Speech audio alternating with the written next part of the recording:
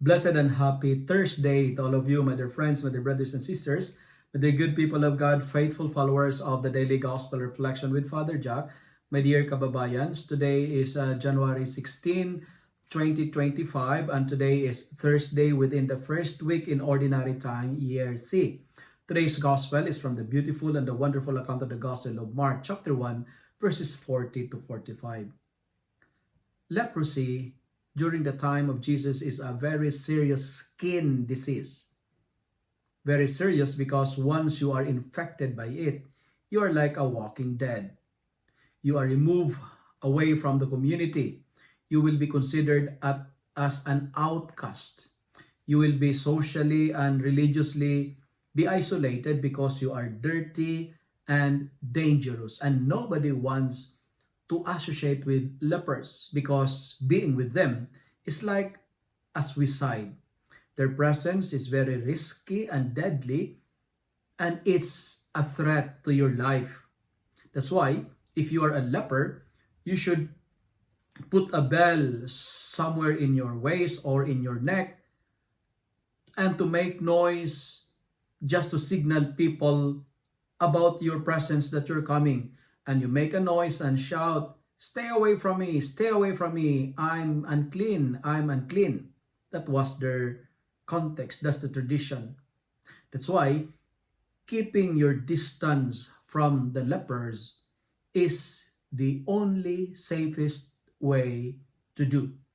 And we have this kind of a practice during COVID-19. We call this one social distancing. You have to keep away. You have to distance yourself or else you will get infected.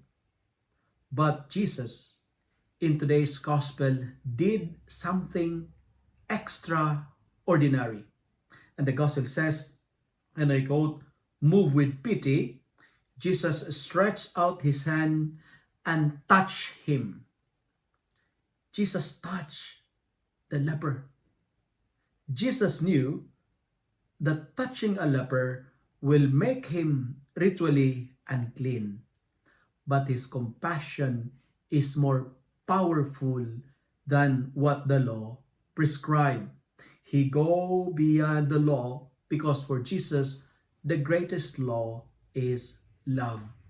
My dear friends, Jesus is teaching us of this beautiful lesson in our gospel for today, that compassion without action is like walking in like a minus 50 winter weather naked. You will die. You know, nowadays, we don't have leprosy issues.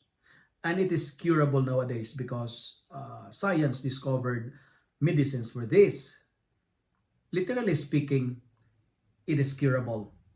However, nowadays, countless number of people are still suffering from isolation even if they don't have leprosy. And perhaps you guys are one of them. Good number of individuals were ignored, avoided, neglected, abandoned, and isolated. And sad to say, many children wants to be isolated from their parents. Many parents too distance themselves from their parental responsibility to their children.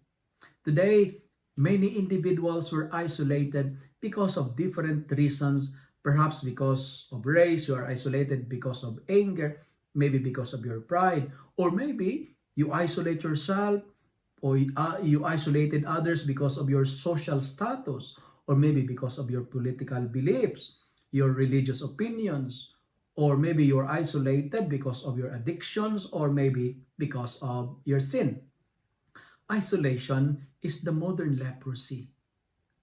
And we are challenged today, like Jesus, we need to reach out and touch individuals we typically avoided.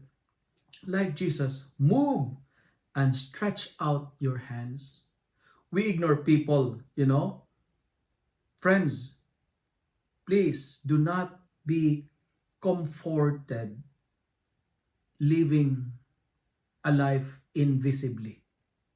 Today is the right time to approach the one you have been avoided and ignored in life for so long. we are reminded today, and this is where I'm going to conclude my reflection, the cure to so many isolations is compassion. Listen and obey, because listening without obeying is dangerous and alarming. Condemnation is not the solution, but compassion. Like Jesus, reach out, touch them, and be compassionate.